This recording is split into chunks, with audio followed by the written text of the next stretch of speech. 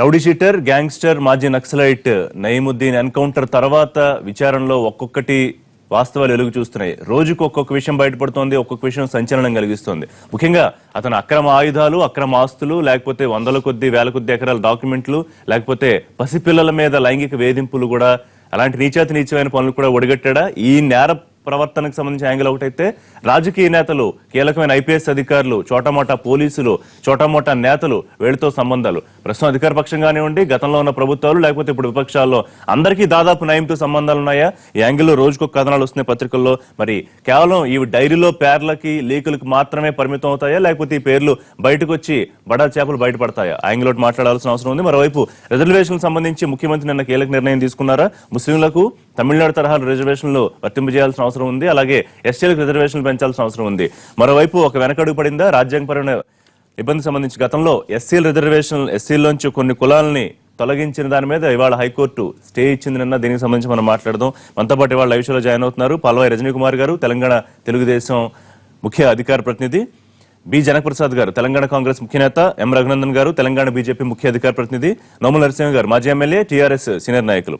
రజనీ గారు, మీకేమనిపిస్తోంది ఈ మొత్తం వ్యవహారం చూస్తూ ఉంటే? కనుక నయీం వ్యవహారం చూస్తూ ఉంటే, సరే మనం ఇంతకుముందు నేను చెప్పినట్టుగా నేర ప్రవర్తన, నేరకు సంబంధించిన చరిత్ర ఒకటైతే, రాజకీయ నేతల సంబంధాలు అంటే దాదాపు అందరి కేసు, లేదా అన్ని పార్టీలు కేసు, అందరి కేసు అంటే అన్ని నేతలను కాదు, అందరి నేతలను కాదు నా ఉద్దేశం, అన్ని పార్టీలు కేసు అనుమానపు చూపు చూడాల్సిన పరిస్థితి కనిపిస్తుందా ఇవాళ విచారణలో ఒక్కొక్క వాస్తవం బయటకు వస్తూ ఉంటే?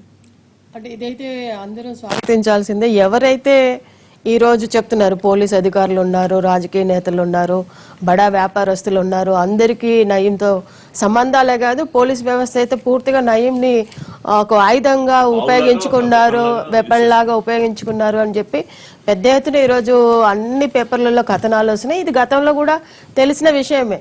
నక్సలైట్లని చేసుకోవడానికి కానీ ఇంకేదేనికి కానీ నయీంని ఆయుధంగా వాడుకున్నారు అని చెప్పేసి తెలిసినటువంటి అంశం.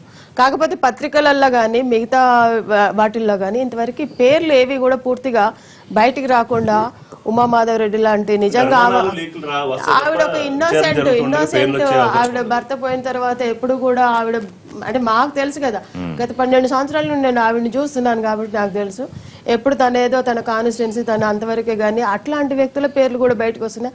అసలు పూర్తిగా విచారణ చేసి ఎవరైతే జెన్యూన్ గా ఉన్నారో, ఆవిడకి సంబంధం లేకపోయినా గతంలో తెలుగుదేశం అధికారంలో ఉన్నప్పుడు ఎవరికైనా సంబంధాలు ఉండొచ్చా? ఎవరన్నా నయీంని పెంచి పోషణ అంటే ఒకటైతే ఇక్కడ నేను స్పష్టంగా చెప్తానండి, తెలుగుదేశం పార్టీ ఎప్పుడు కూడా హైదరాబాద్ లో గానీ ఆంధ్రప్రదేశ్ రాష్ట్రంలో గానీ ఇటువంటి వాళ్ళని ఎప్పుడు కూడా ఎంకరేజ్ చేయకపోగా వీళ్ళందరూ కూడా హైదరాబాద్ వదిలిపెట్టి పారిపోయిన సందర్భాలు మనకు తెలుసు. అంటే ఎవరైతే ఇప్పుడు మనకి అంతకుముందు గతంలో ముస్లిం అల్లర్లు కానీ అంటే మత ఘర్షణలు కానీ పెద్ద ఎత్తున హైదరాబాద్ లో జరిగేది.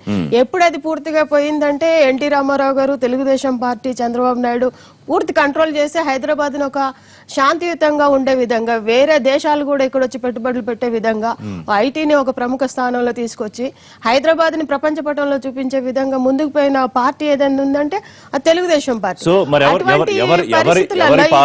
ఎవరి పరిపాలనలో అతను అంత స్థాయికి ఎదిగాడు? అంత చెలరేగిపోయాడు. గత 10 సంవత్సరాల్లో పరిపాలన చేసినటువంటి కాంగ్రెస్ పార్టీలా ఏదనేది ఇప్పుడు ప్రభుత్వం బయట పెట్టాలి. 2.5 సంవత్సరాల తర్వాత ఇప్పుడు మాట్లాడుతున్నారు కదా, వీళ్ళు వచ్చేసి వీళ్ళ ఎమ్మెల్యేల మీదనో ఇంకోరి మీదనో వచ్చినప్పుడు మాత్రమే వీళ్ళకి ఒక స్పర్శ వచ్చి ఇప్పుడు చెప్తున్నారు. అవన్నీ కూడా బయట పెట్టాల్సినటువంటి అవసరం ఉందని చెప్పి ఈ ప్రభుత్వాన్ని అయితే నేనైతే డిమాండ్ చేస్తున్నాను. ఎవరేమన్నా ఊరికే రోజుకో పేరు ఇట్లా బయటకు వచ్చి ఈ రోజు ఏదో దినేష్ రెడ్డి స్పందిస్తానని చెప్పి మన మా మేడం మీద, ఇవన్నీ అట్లా కాకుండా ఒక ఖచ్చితంగా ఎవరెవరు ఉన్నారనేది మీరు బయట పెట్టండి మీకు దమ్ముంటే. జనకప్రసాద్ గారు, ఒక హైదరాబాద్ కు చెందిన మాజీ మంత్రి, ఒక పెద్ద పార్టీకి సంబంధించిన నేతను కూడా కొన్ని లీకులు వస్తున్నాయి. అంటే నల్గొండ జిల్లాకు చెందిన మాజీ మంత్రి వచ్చిన 2 రోజుల్లోనే మరో మాజీ మంత్రి, సరే మరి అధికార పార్టీలో గతంలో వేరే పార్టీలో ఉండి వాళ్ళ అధికార పార్టీలో ఉన్న నాయకులు కూడా చాలా మంది ఉన్నారని కొన్ని పేర్లు బయటకు వస్తున్నాయి. ఇప్పుడు రజనీ గారు అన్నట్టు తెలుగుదేశం పార్టీ ప్రభుత్వంలో హయాంలో ఏ సంబంధం లేకపోతే తర్వాత 10 ఏళ్ళు ఉన్న కాంగ్రెస్ పార్టీ హయాంలోనే బురదపాము లాంటి ఇతను తాజ్పాములా మారాడు అనుకోవాలా? ఆయన మొత్తం 20 సంవత్సరాల్లో నేర సామ్రాజ్యం చేసినండి.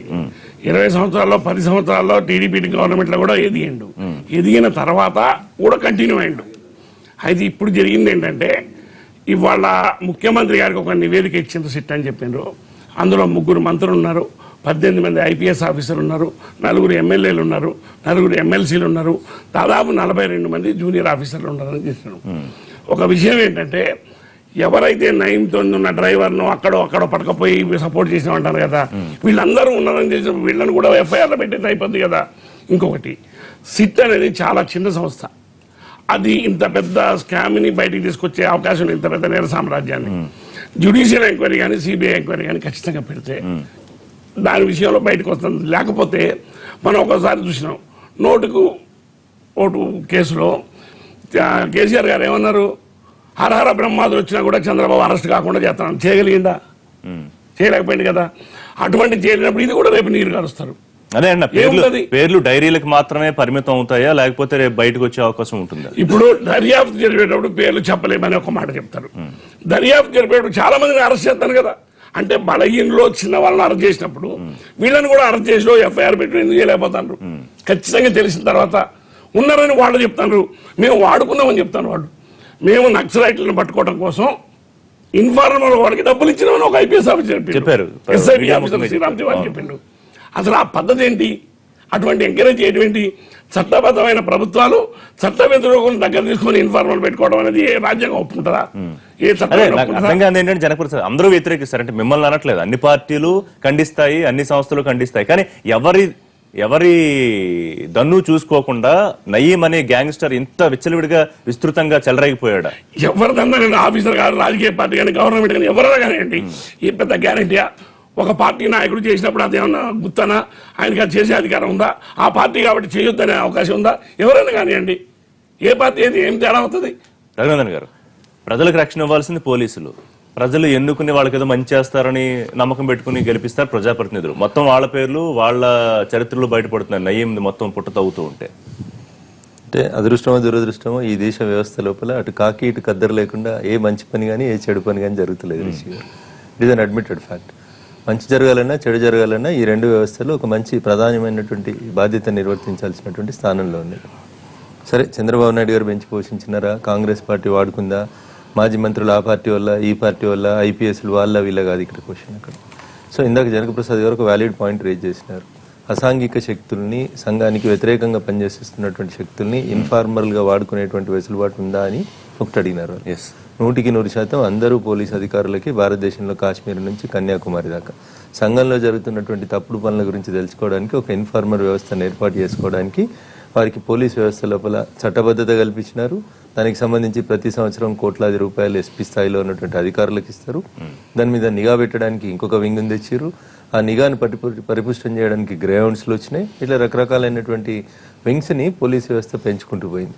దాంట్లో ఇంకా ముందు అడిగేసి ఫోన్లు ట్యాపింగ్లు కూడా వేసేదాకా వ్యవస్థని నిర్మాణం చేసుకుంటూ వచ్చారు పోలీసు వాళ్ళు. సరే, అధికారంలో మేమున్నప్పుడు ఇంకొకరిని ఫోన్లు వినడం, ఇంకొకరు ఉన్నప్పుడు ఇంకొకరి ఫోన్లు వినడము, టెలిఫోన్ ట్యాపింగ్ చట్టపరంగా నేరం అని తెలిసినప్పుడు కూడా అది కొనసాగడం, ఇవన్నీ చూస్తూనే ఉన్నాను రిషి గారు. దీంట్లో ఏం జరుగుతుంది అని అంటే బాధాకరం ఏంటంటే తెలుగు మీడియా కొంత హైపర్ టెన్సివ్గా కనబడతా ఉంది ఈ విషయంలో. 2 పేజీలు 3 పేజీలు పెట్టేదో, ఈనాడు వసుంధర లాగానో సినిమా పేజీలు లాగానో నేర సామ్రాజ్యం స్టోరీలు పెట్టి హారర్ సినిమాలు తయారు చేస్తా ఉన్నారు.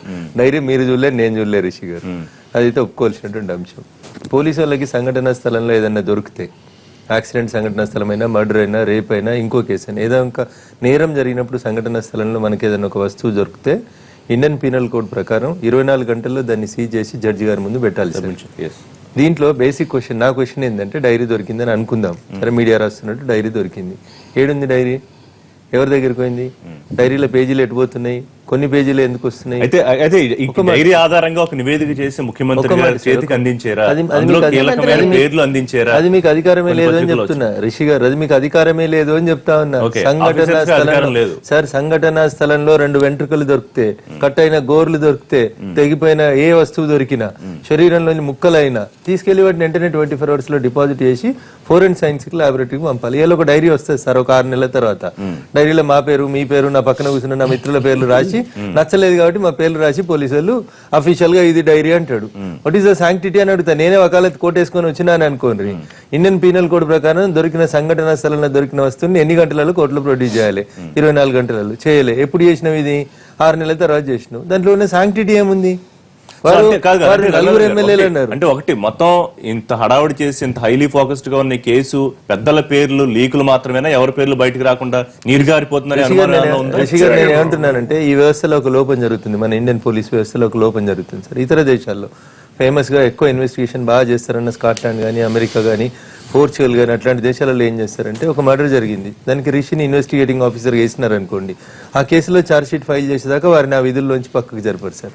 మన దురదృష్టం అయింది, ఒక సిఐ గారు ఉంటారు, పొద్దుగల రోడ్డు మీద యాక్సిడెంట్ అయింది, నల్గొండ సిఐ గారు ఉన్నారనుకోండి, నకరేకల్ రోడ్డు మీద యాక్సిడెంట్ అయింది, పోతాడు, పంచనామా రాస్తుంటాడు. ఈ లోపల నల్గొండకు మంత్రి గారు వస్తున్నారని ఫోన్ వస్తుంది, కానిస్టేబుల్ కాయిదాలు ఇచ్చేసి సార్ మంత్రి బందోబస్తులో పోతాడు.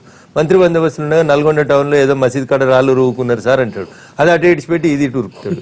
ఇంకా ఎట్లా ఎఫిషియన్సీని మీరు ఎట్లా ఎక్స్పెక్ట్ చేస్తారు? మొత్తం వ్యవస్థ అంతా వ్యవస్థలో చాలా లాక్యూనాస్ ఉన్నాయి సార్, చాలా లాక్యూనాస్ ఉన్నాయి. ఈ లాక్యూనాస్ ని జనరల్ గా ఏం జరుగుతుందంటే అధికార పార్టీ తనకు అనుకూలంగా మార్చుకుంటే, సరే ఇప్పుడు ఆరోపించమని అంటే వారు 3-4 అన్నారు.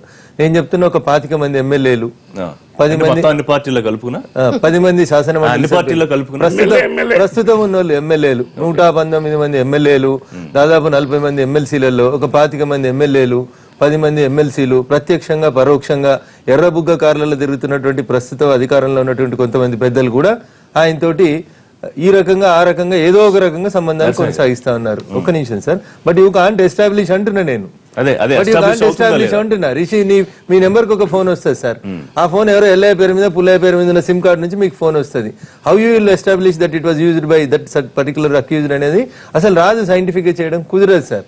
ఇవన్నీ డిమోరలైజ్ చేయడానికి, ప్రత్యర్థి పార్టీలలో మనకున్నటువంటి బలమైన శత్రువులను వీక్ చేయడానికి వాడుతున్నటువంటి ఒక అధునాతన ప్రయోగంగా తప్పితే నిజంగా ఒక సిబిఐ నేస్తే జ్యుడిషియల్ అన్నారు, జ్యుడిషియల్ సాధ్యం కాదు. ఎందుకు కాదంటే సగం కోర్టులలో సగం జడ్జీలు ఖాళీ. కోర్టు అనేది వార్తలు వచ్చాయి, అది సాధ్యం అవుతుందా? రిషి గారు, ఈ దేశంలో ప్రత్యేక కోర్టులలో సెషన్ ట్రయల్ నడిచినాయని 10 ఏళ్ళు నడుస్తాయి sir. If you want to drag it for 10 years, ఏ రకంగాను బయటికి రాకపోతే రావాలి ఆ సిస్టమ్ లో మార్పులు ఇట్లాంటి సందర్భంగా చర్చకు రావాలి అంటున్నాను. సంవత్సరానికి ₹1 ఇచ్చి ఇన్ఫార్మర్ వ్యవస్థను పెంచుకునేటువంటి అధికారం ఒక జిల్లా ఎస్పీకి ఇస్తే దానికి ఆడిట్ ఉండకపోతే అది సద్వినియోగం అవుతుందా దుర్వినియోగం అవుతుందా? మీరేం చెప్తారు? ఒక సీనియర్ పొలిటీషియన్ గా, ప్రస్తుతం అధికార పార్టీలో ఉన్న నాయకుడిగా, ఎంతవరకు కేవలం లీకులకి డైరీల పేర్లకు మాత్రమే పరిమితం కాకుండా బయట ప్రపంచానికి తెలిసే అవకాశం ఎంతవరకు ఉంటుంది? అలాగే నిన్న టీఆర్ఎస్ ఎంపీ కవిత ఒక మాట అన్నారు, అయిపోయింది చట్టం తన పని తాను చేస్తోంది, ఇలాంటి వాళ్ళ గురించి మీడియాను రాజకీయం రాజకీయం చేయడం అనవసరం అన్నారు. ఎట్లా చేయకుండా ఉంటారు? అందరూ రాజకీయ నాయకుల అందరూ అంటే వినిపిస్తోన్న రాజకీయ నాయకుల పేర్లు, కీలకమైన పోలీస్ ఆఫీసర్లు ఉంటే దీన్ని ఎట్లా వదిలిపెట్టేయడం? ఇక్కడ 2 అంశాలు మీరు ఇప్పుడు చెప్పినారు. చట్టం తన పని తాను చేయాల్సిందే. చట్టం ఈ రోజు లేదు, చట్టం ముందు నుంచి ఉంది. ఈ రోజు కవితమ్మ చెప్పినటువంటి మాట కాడికి వచ్చినప్పుడు అందులో ఆవగిందంతా కూడా తప్పు లేదు. ఎందుకంటే మనం దాన్ని రాజకీయం చేసి పొలిటిసైజ్ చేయాల్సినటువంటి దాని కాడికి వచ్చినప్పుడు నేను మూలాల కోసం బొమ్మంటున్నాను. మూలాలు కాకుండా ప్రారంభం కూడా ఆలోచించమని చెప్తున్నాను. అసలు ఈ నయం ఎవరు? నేను అదే నన్ను మాట్లాడిన మీరు చెప్పండి. నేను ఏమంటున్నానంటే, ఒక రాడికల్ పార్టీ నుంచి వచ్చేసినటువంటి ఒక వ్యక్తి, దాని తర్వాత కొన్ని మర్డర్స్ చేసినాడు, దాని తర్వాత ఎవరికి ఉపయోగపడ్డాడు? ఆయనకు అనుకూలంగా లేనటువంటి వాళ్ళందరినీ టెర్రరైజ్ చేయడం కోసం. నేను శాసనసభలో ఉన్నప్పుడే బెల్లి లలితను ముక్కలుగా నరికిన కేసులో లా అండ్ ఆర్డర్కి సంబంధించినటువంటి వాయిదా తీర్మానం ఇచ్చేసి వెంటబడితే 1 గంటన్నర చర్చ జరిగింది. 18 ముక్కలుగా నరికితే వారానికి ఒక ముక్క దొరికితే ఆఖరికి ఆ రోజున్న పోలీస్ ఆఫీసర్ ఏం చెప్పిందంటే, ఆమె లోయర్ పార్ట్ సేవింగ్ చేసుకుందండి, ఇది అట్లా కాదు ఇది కాదని నిస్సిగ్గుగా మాట్లాడినాడు. అందరు పోయి మాట్లాడుతుంటే నేను ఏమంటున్నానంటే దాని మూలాలు ఏంటి? అవసరం లేదు. ఎందుకనంటే ఇప్పుడు దానికి ఆ రోజు ఉన్నటువంటి ప్రభుత్వం ఎవరు, ఆ రోజు ఉన్నటువంటి హోంమంత్రి ఎవరు, దాని తర్వాత జరిగిన పరిణామాలేంటి, దాని తర్వాత కోనపూరి రాముల దాకా మన సాంబశివుని దగ్గర నుంచి మొత్తం ముక్కలు నరికి పాల డబ్బాలలో పెట్టి పడేస్తే పట్టుకున్న దిక్కులేదే. అంటే రాజ్యహింసనే ఈ వ్యక్తుల ద్వారా హింస చేపించింది అనేది 100% నిజము. అయితే వాళ్ళ అవసరం కోసం ఇప్పుడు మనం ఏ మాటకు ఆ మాట మాట్లాడాలా. మొదటి దశాబ్ద కాలంలో రాజకీయాలన్నీ మొత్తం స్వతంత్ర భారత స్ఫూర్తితో జరిగినాయి. 2వ దశాబ్దం 3వ దశాబ్దం వరకు వచ్చే వరకు రాజకీయ రౌడీలు మనకు సహకారం చేసినారు. 4-5 దశాబ్దాలలో రౌడీలే రాజ్యం వెళ్ళినారు. దానికి రాజ్యహింసకు సంబంధించి కానీ రాజ్యంతో ఉన్నారు. నేను ఒక మాట చెప్పదలుచుకున్నాను. ఇప్పుడు మీరు అంటున్నారు కేసీఆర్ గారు చేసింది, కేసీఆర్ గారి ప్రభుత్వంలో పోలీసులు చేసింది ఒక గొప్ప పని ప్రతివాడు చెప్తున్నాడు. బయటికి చెప్తాను చేత కాకపోవచ్చు కదా. కవిత చెప్పిన మాట కానీ నేను చెప్తున్న మాట కానీ అదే. మేము నిన్న ప్రెస్ మీట్ పెట్టి చెప్పిన మాట కూడా అదే. మూలాలు ఏంటి? బెల్లి లలిత దగ్గర నుంచి ఇప్పటిదాకా వీటన్నిటి తేల్చండి. ఎవరు దోషులు ఉన్నా సరే వదిలిపెట్టాల్సిన అవసరం లేదు. అరాచక శక్తులతోటి రాజ్యమేలే ఎటువంటి కార్యక్రమం కానీ తప్పు కానీ అని చెప్పిన. నరసింహ గారు ఒక్క పాయింట్ ఏమైనా క్లారిటీ ఇవ్వగలరా? విచారణ మీద ఇప్పుడు రఘునందన్ గారు చెప్పినా ఇంకొకరు చెప్పినా విచారణ సిట్ విచారణ మీద సంతృప్తి ఎవరు వ్యక్తం చేయట్లేదు. సిబిఐ విచారణ కానీ లేకపోతే జ్యుడిషియల్ విచారణ కానీ కోరుకుంటున్నారు. మిత్రమా, మీరు అనేటువంటి ఎంక్వైరీకి సంబంధించిన మా సోదరుడు చెప్పింది కరెక్టే. పీనల్ కోడ్ను ఆధారం చేసుకొని పోలీసు లాస్ కానీ తర్వాత క్రిమినల్ ప్రొసీజర్ కోడ్ కానీ వీటన్నిటిని సమన్వయంతో చట్టం నడుస్తుంది. ప్రత్యేకంగా నేరానికి సంబంధించినటువంటి ఛార్జెస్ వస్తాయి. ఇప్పుడు ఫలానా మంత్రికి సంబంధం ఉంది, ఫలానా మంత్రికి సంబంధం ఉంది అనేది కాదు. మీరు అన్నట్టుగా జ్యుడిషియల్ ఎంక్వైరీ, అవును సిట్టు మీకు సరి అయినటువంటి పద్ధతులు లేదు. వాళ్ళు రోజు ఫోన్ నెంబర్లు ఇస్తున్నారు, మీ కాడ వివరాలు ఉంటే ఇవ్వమని చెప్తున్నారు. ఇంకా కూడా వివరాలు ఇవ్వడానికి ఇన్ఫ్లుయెన్స్ చేసే అవకాశం లేదా? ఎందుకంటే ఇంకొక కథనం కూడా వచ్చింది. ఇప్పుడు కొంతమంది కీలకంగా ఉన్న అధికారులు ఎవరైతే పేరు లీకులు ఉన్నాయో వాళ్ళు ఈ మంత్రులు బయట తీసుకొచ్చి వీళ్ళు సేఫ్ జోన్ లోకి వెళ్లే ప్రయత్నం చేస్తున్నారని మీరు చెప్పింది నేను చెప్తాను.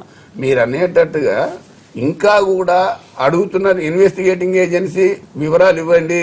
రకరకాల పేర్లు రోజు వస్తున్నాయి. మా టిఆర్ఎస్ పార్టీలో ఉద్యమం చేసి వచ్చిన నాయకులే బుగ్గకారులు తిరుగుతున్నారని మేము అనము. ఎవరికి బుగ్గకారులకి సంబంధం ఉన్నా బుగ్గకారు లేనోనికి సంబంధం ఉన్నా కేసీఆర్ గారు వదిలిపెట్టే ప్రశ్నే లేదు. ఈ ప్రభుత్వం పోలీసులకు ఇచ్చినటువంటి సమాచారం గానీ, వెహికల్స్ గానీ, వాళ్ళకి ఇస్తున్నటువంటి తర్ఫీదు గానీ, వాళ్ళకి ఇంత ముందు లేనటువంటి ఎక్స్పెండిచర్ కూడా ఈ రోజు ప్రభుత్వం ఇస్తుంది. సో గతంలో ఇలాంటి హైలీ ఫోకస్డ్ కేసులు కాకుండా ఈసారి దానికి భిన్నంగా జరుగుతుందని మీరు చెప్పగలుగుతారు? 100%. ఒక విషయం సార్, మీరు ఎలాగో చెప్పాలి. కాంగ్రెస్ టీడీపీ ఏమన్నది, ఎవరు బాధితులు, ఎవరు దీని వల్ల నష్టమైన వాళ్ళు ఇన్ఫర్మేషన్ అడుగుతుంది. కానీ ఎవరిందులో ఉన్నారో ఇన్ఫర్మేషన్ ఎట్లిస్తారు వాళ్ళే తీసుకోవాలా.